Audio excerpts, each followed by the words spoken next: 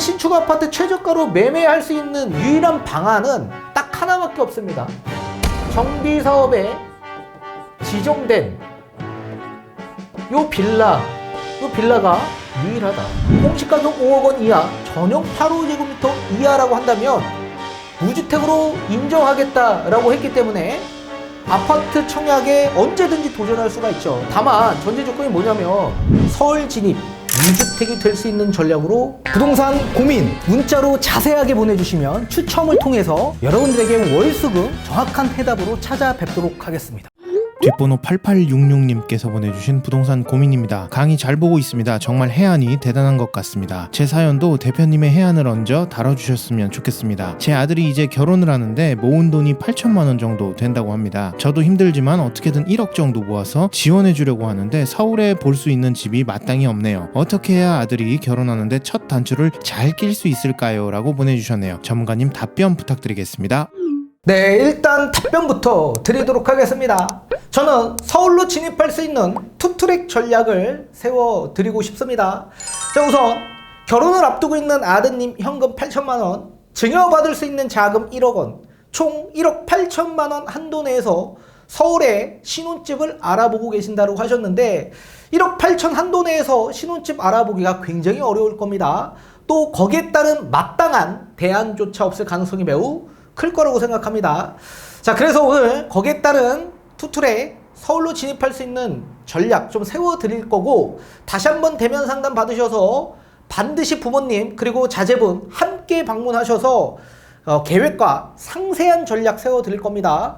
또 거기에 따른 매물 추천도 함께 해드릴 테니까 반드시 같이 오셔야 됩니다. 우리 아드님이 있다라고 하셨는데 결혼 예정인 자제분이 있다라고 하셨죠.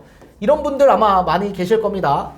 자, 근데 본인 아드님 현금 8천, 지금 나이대가 어떻게 되는지 모르겠지만 뭐 요 정도 수준에 또 보유하고 계신 자제분이 굉장히 많을 걸로 보여집니다. 그래서 8천만 원 갖고 내 집 장만 어려우니까 한 1억 정도 증여를 해주시는 것으로 보여집니다. 아마 우리 구독자님 사연처럼 놓여있는 분들 굉장히 많이 있을 것으로 보여지고 있습니다. 자, 그런데 그냥 증여해준다고 해서 그냥 증여가 되는 건 아니죠. 증여세가 또 발생될 수 있습니다. 자, 미혼인 경우에는 증여 공제액이 5천만 원입니다. 5천만 원까지는 증여세가 없고 그 이상인 경우에는 증여세가 발생이 되죠. 자, 그런데 이번에 또 새롭게 신설된 게 있죠. 혼인하게 될 경우 또는 출산하게 될 경우, 그래서 혼인과 출산 전후로 해서 2년 이내에 증여를 받을 경우 공제액이 늘어났습니다. 1억 5천만 원 한도 내까진 증여세가 없다. 자, 그런데 우리 자제분은 결혼 예정이기 때문에 결혼을 하고 이제 만약에 혼인신고를 하게 될 경우에는 증여세 1억 5천만 원 한도 내에서는 증여세가 없기 때문에 당연히 좀 안정적으로 증여를 받을 수 있다. 이렇게 보시면 좋을 것 같고, 자, 우선적으로 지금의 현재 시장 현황을 한번 살펴봐야만 합니다. 지금의 시장 현황은 어떤지, 그리고 여기에 따라서 우리의 내 집 장만에 적절한 대안이 있는지 이거부터 판단을 해야 될 겁니다.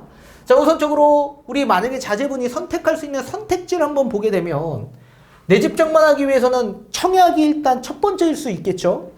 근데 이 청약하는 데 있어서 지금 분양가격이 가장 저렴하다라고 할 수 있는 분양가 상한제 적용되는 지역들이 있습니다. 그래서 이런 지역 일대로 청약을 기다리는 분들 굉장히 많이 계실 텐데, 특히 서울 지역 일대, 강남 3구, 용산 지역 일대는 분양가 상한제 적용 지역이죠. 입지는 너무 좋은데 분양가격이 저렴하게 나오니까 경쟁률이 어마무시하게 높아지죠. 경쟁률이 굉장히 높다. 그리고 이제 뭐 3기 신도시도 있지만 그게 지금 언제 나올지 정확하게 모르고, 그죠? 뭐 내년부터 이제 본격적으로 전부 착공에 들어간다라고 하더라도 그 시기 때까지 또 기다리기가 버거운 분들이 계실 수 있습니다. 그래서 분양가 상한제 경쟁률이 굉장히 치열하다. 또 여기에 플러스 만약에 분양가 상한제가 아닌 다른 지역 일대로 보게 되면 그 이외의 지역에 청약에 도전하면 분양 가격이 어마무시하게 높습니다. 고분양가다.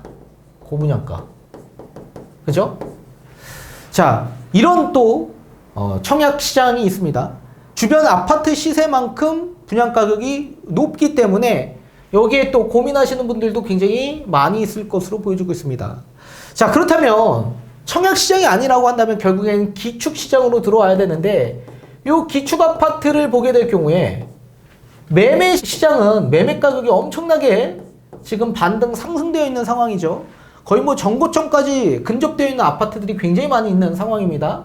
그렇다면 만약에 매매 가격이 너무 비싸다면 청약을 기다릴 수밖에 없는데 그러려면 결국엔 전세 시장으로 들어와야 되겠죠. 근데 이 전세 가격 또한 엄청나게 높아졌다. 금액이. 그래서 우리 아드님의 선택지가 사실 마땅한 대안조차 없고 선택지가 굉장히 적기 때문에 여기에 어떤 선택을 하는지에 따라 결과물들이 달라질 수 있습니다. 근데 그 결과물을 기다리는 데 있어서 여러 리스크들이 존재합니다. 시장에 대한 리스크들이 존재할 수밖에 없죠. 리스크. 자, 우선적으로 분상제 이 경쟁률이 굉장히 높기 때문에 실상 너무 불확실합니다. 불확실성. 너무 불확실하고 언제 입주를 해야 될지 모르는 상황에 놓여 있을 수밖에 없을 겁니다. 그리고 또 그 시기가 되면 또 앞으로 대세 하락장 시기에 진입하는 구간이기 때문에 또 오히려 미분양이 생길 가능성이 있습니다. 그러면 청약을 포기하고 일단 지켜보는 분들, 이런 분들도 굉장히 많이 있을 수밖에 없죠. 이런 여러 가지의 불확실성이 존재할 수밖에 없다. 이런 시장의 흐름에 따라서 심리의 변화가 또 다르게 이용될 수밖에 없을 겁니다. 또 여기에 그 이외에 만약에 청약에 도전하게 될 경우에 고분양가에 매수할 수밖에 없죠. 이럴 경우에는 오히려 고점 매수 아닌 고점 매수가 될 수 있다. 향후 앞으로 또 집값이 재차 하락한다면 거기에 따른 심리적 부담감이 더 커질 수밖에 없을 겁니다. 자, 그렇다면 또 기축 아파트 매매 시장으로 만약에 들어오게 될 경우에 이럴 경우에는 우리 자금 1억 8천만 원 한도 내에서 들어갈 수 있는 아파트가 있을까요? 제가 봤을 땐 6억 원 이하 아파트를 볼 수밖에 없을 텐데 그 6억 원 이하 아파트 서울에 많이 있을까요? 거의 없죠. 있어도 굉장히 오래된 구축, 이 구축 아파트를 볼 수밖에 없다. 그러니까 재건축 사업성이 아예 없는 이런 구축 아파트를 볼 수밖에 없을 건데 이런 거제의 열악함이 또 존재할 수밖에 없죠. 뭐 또 반대로 전세 시장으로 들어가게 될 경우에 거주에 불안감이 있죠. 불안정함.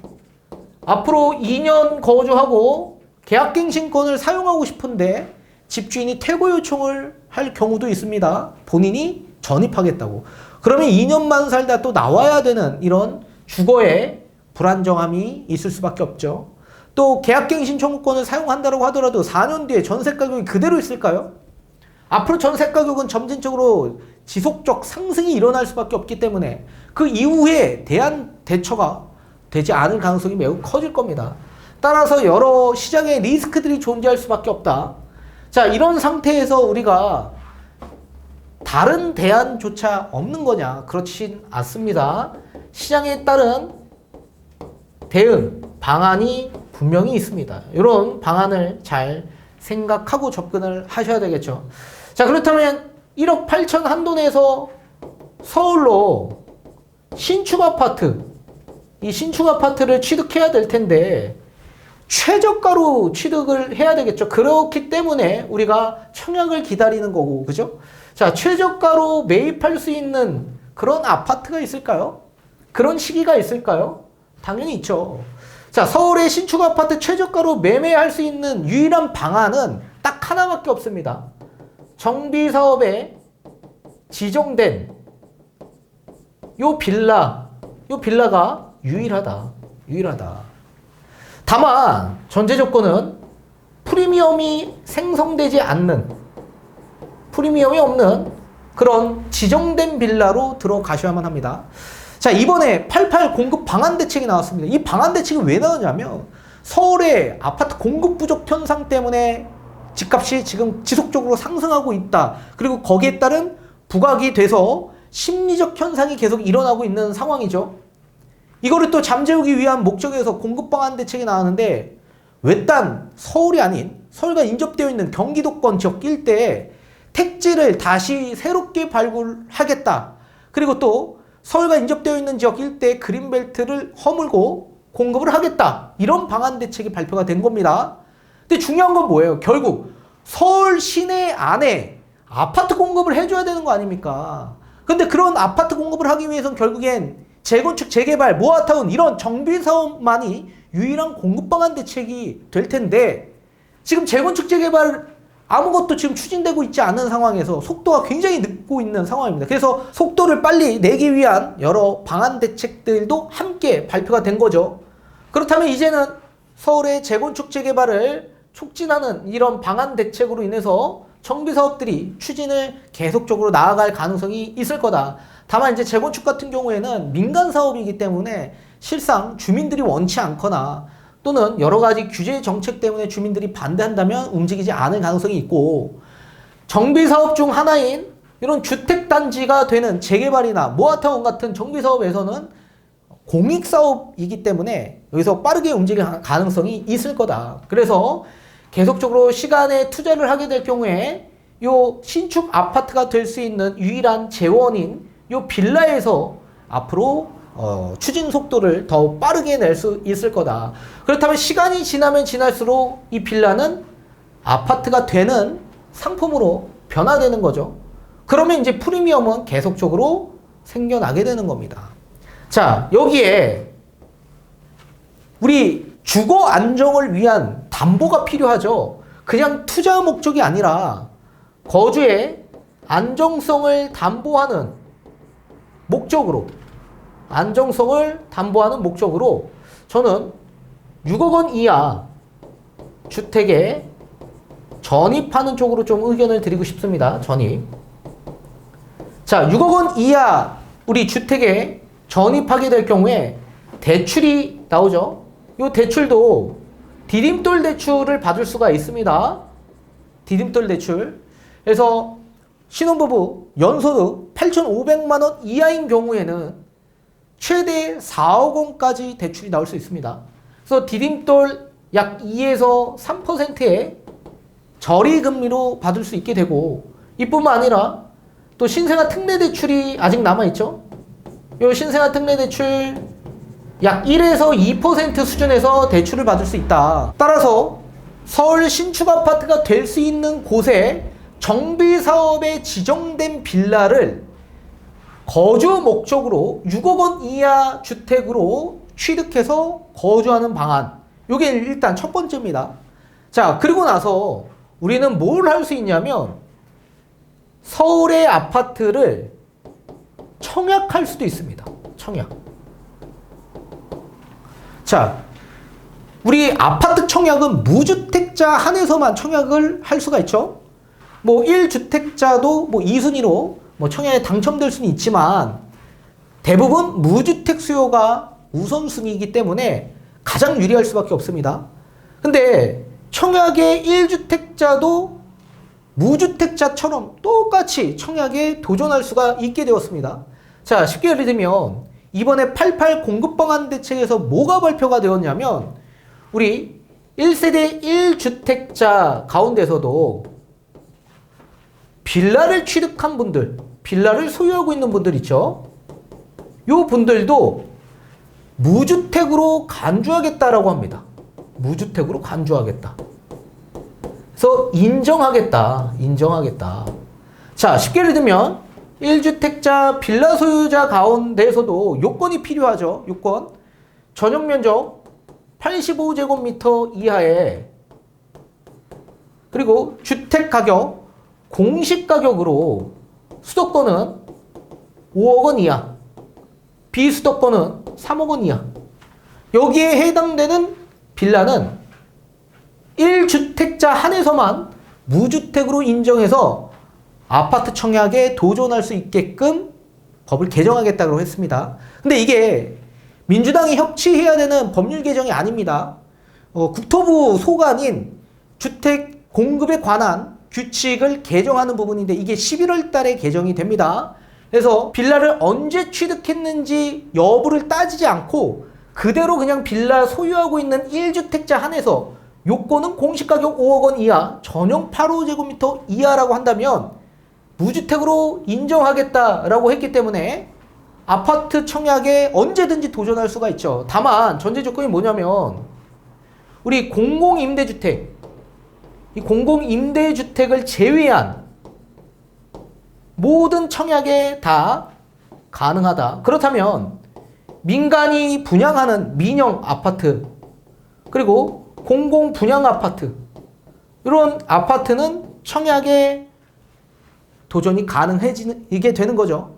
서울은 대부분 다 민영이죠. 충분히 가능하다. 충분히. 따라서 공공임대주택이라는 건 10년 전세로 거주하다가 10년 이후에 분양 전환하는 아파트를 공공임대 분양 아파트라고 합니다. 그러니까 그런 아파트를 제외하고서는 민영과 공공분양에서 다 가능하다. 자, 그렇다면 우리는 서울의 신축 아파트가 될 수 있는 정비사업에 지정된 빌라, 그것도 프리미엄이 없는 빌라를 최저가로 일단 구입하고, 그렇다면 이 빌라는 앞으로 장기적 측면에서 우리가 봐야 되니까 약 10년 이후를 본다라고 한다면 10년 이후에 아파트 가격이 지금 아파트 가격과 완전히 달라지겠죠. 그래서 완전히 최저가에 미리 선점해서 보유하고, 근데 이건 거주하는 겁니다. 다만 거주의 안정성을 확보한 상황에서 디딤돌이나 신생아 특례의 초저리 금리로 대출을 받아 계속 거주하는 겁니다. 이 거주하면서 서울 아파트나 또는 경기 인천 지역 일대에 있는 아파트 청약에 계속 도전하는 겁니다. 왜요? 1주택 우리는 빌라 전용 8호제곱미터 이하이고요. 공시가격 5억 원 이하이니까 주택가격 6억 원 이하면 공시가격 5억 원 이하이죠. 여기에 해당되는 소유자이기 때문에 무주택으로 인정을 하는 겁니다. 청약에 도전할 땐. 따라서 언제든지 서울 아파트 청약에 도전이 가능해진다. 그러면 이제 서울도 마찬가지. 지금은 경쟁률이 엄청나게 치열하지만 시간이 지나서 대세 하락장으로 가게 될 경우에 어떻게 됩니까?